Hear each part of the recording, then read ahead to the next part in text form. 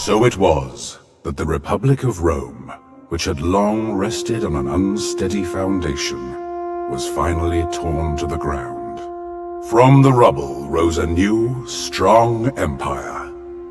Though the institution of the Senate was maintained for centuries to come, all power was stripped from it and granted almost in full to the new ruler of Rome. From lost scion to legionarius to legatus and finally to emperor, the first citizen of Rome had broken with all traditions and betrayed the faith of many during his meteoric rise to power. But as much as those who once held power now loathed their new ruler, he was greatly beloved by the people of Rome, for whom life universally improved under his rule. As he built Rome up from a regional power to an empire spanning the continent, he came to be revered almost like a god. Old Cineros, the emperor's most beloved Servus.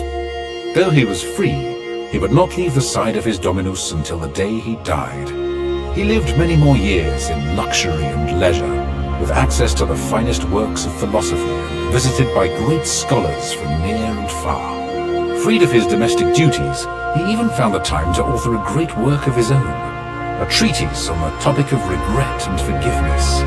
Though its contents are lost to time, we must imagine that its completion brought him great satisfaction.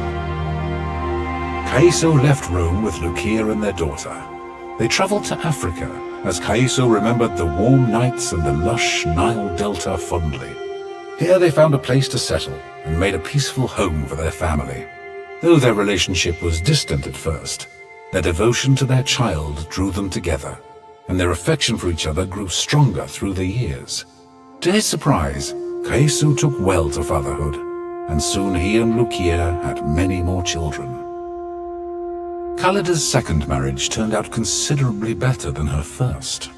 With her beloved husband committed to letting her live her best life, she was happy to settle down by his side, supporting him in his endeavors as he supported her. Callida was happy to find that it was possible to be a wife and a mother without giving up the things she loved. She taught their children archery and horseback riding, and nobody ever again looked down on her for her unwomanly pursuits. Bestia stayed by the side of the Emperor of Rome, becoming the leader of a new imperial guard. Uncompromisingly loyal, he was an enforcer as much as he was a protector, and eventually he became one of the most feared men in the Empire. As soon as things had quieted down, Bestia traveled to Africa once more to look for his sister. He did find her and bring her home, and she lived happily there for the rest of her life. Once everything had settled down, Deianira returned to her homeland in Servia, where she reconnected with her family. She brought some of them with her back to Rome, where they settled into a life of luxury.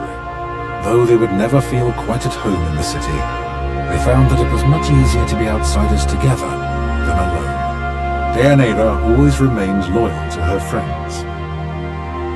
Claudiana lived for many more years.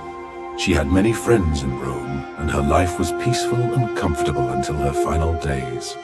On her deathbed, she revealed that she had once